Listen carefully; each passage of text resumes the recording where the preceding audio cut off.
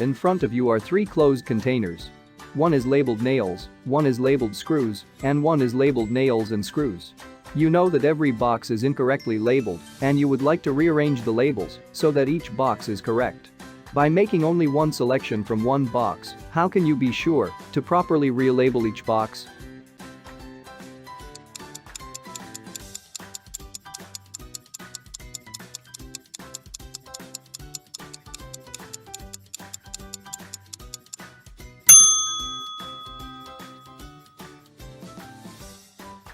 We know all the boxes are labeled incorrectly.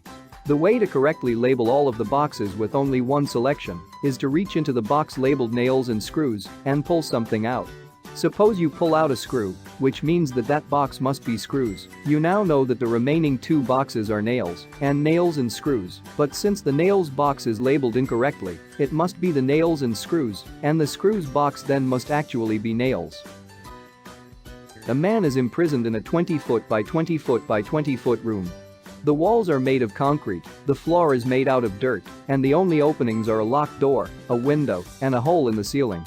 The man has a small shovel and starts to dig a hole in the floor. He knows that it is impossible to tunnel out of the prison cell, but he continues to dig anyways. What is the man's plan?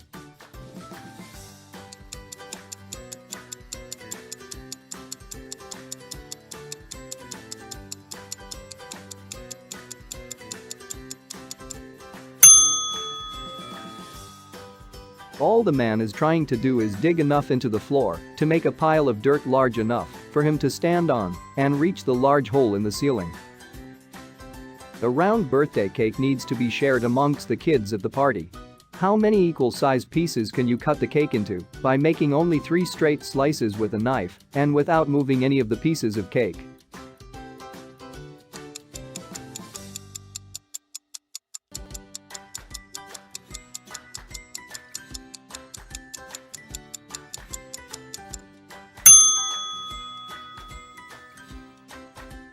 You can make 8 equal-sized slices in 3 cuts. First, cut the cake straight down the middle, splitting it into 2 pieces, then cut straight down the middle of those 2 pieces to make 4 equal pieces. Finally, make a horizontal cut across the center of the cake to split those 4 pieces into 8 pieces. There are 2 hourglasses. One contains 7 minutes of sand, and the other contains 11 minutes of sand.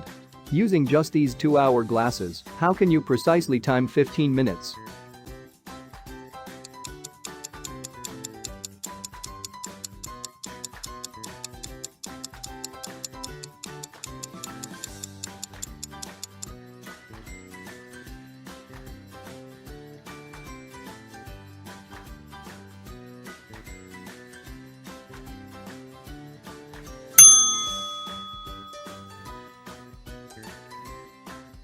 Flip both timers.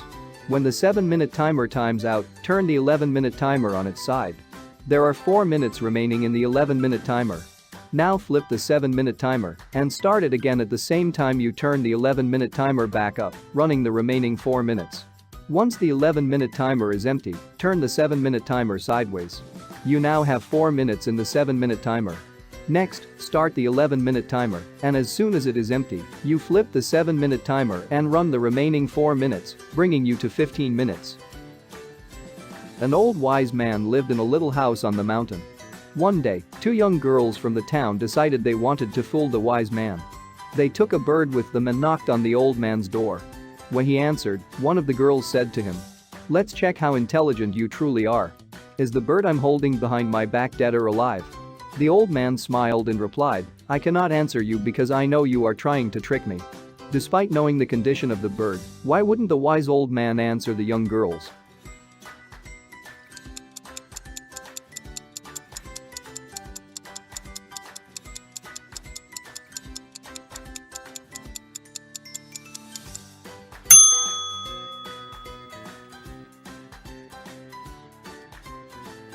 The wise man knew better than to answer the girl's question because all the girls have to do is bring a live bird with them and they can easily trick him.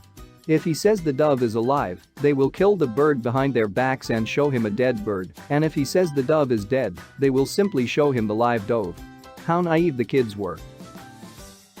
You are hiking in the mountains and got lost in a strange land.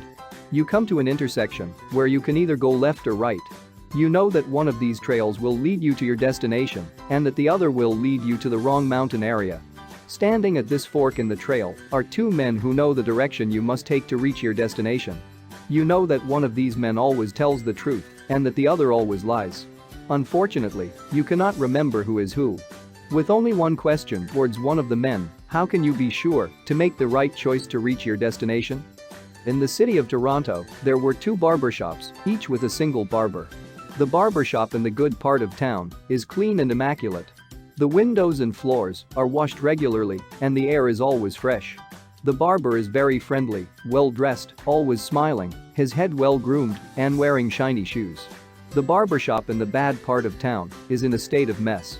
The entire barbershop is filthy, covered with dirt, and the air doesn't smell great. The barber is always cranky and looks like he hasn't taken a shower for a while. His hair is ragged, and there are always stains on his shirt. A man comes into town and hears of both barbershops, and which barbershop does he choose?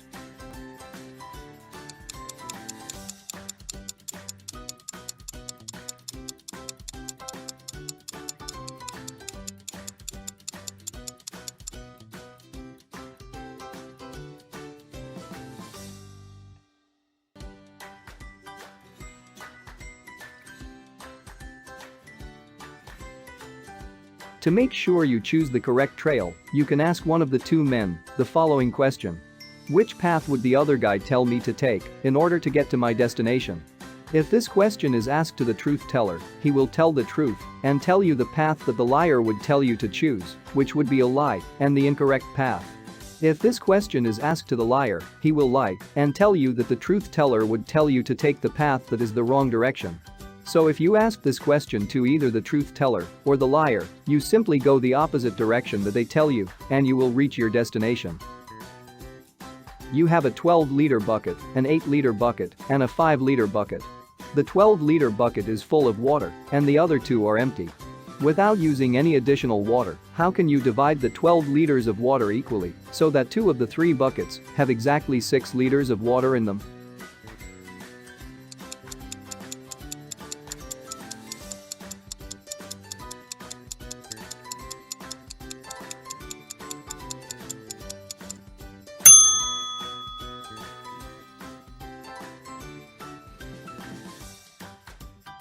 Dividing the 12 liters of water equally into two buckets can be done in 7 steps. First, pour the 12-liter bucket into the 8-liter bucket. Then pour the 8-liter bucket into the 5-liter bucket. You now have 4 liters in the 12-liter bucket, 3 liters in the 8-liter bucket, and 5 liters in the 5-liter bucket. Now pour the 5-liter bucket into the 12-liter bucket and then pour the 8-liter bucket into the 5-liter bucket. You now have 9 liters in the 12-liter bucket, nothing in the 8-liter bucket, and 3 liters in the 5-liter bucket. Next, pour the 12-liter bucket into the 8-liter bucket, the 8-liter bucket into the 5-liter bucket, and the 5-liter bucket into the 12-liter bucket. This will leave you with exactly 6 liters of water in the 12-liter bucket and exactly 6 liters of water in the 8-liter bucket. You have a 5-liter bucket, a 3-liter bucket, and a water faucet. How can you accurately put 4 liters of water into the 5-liter bucket?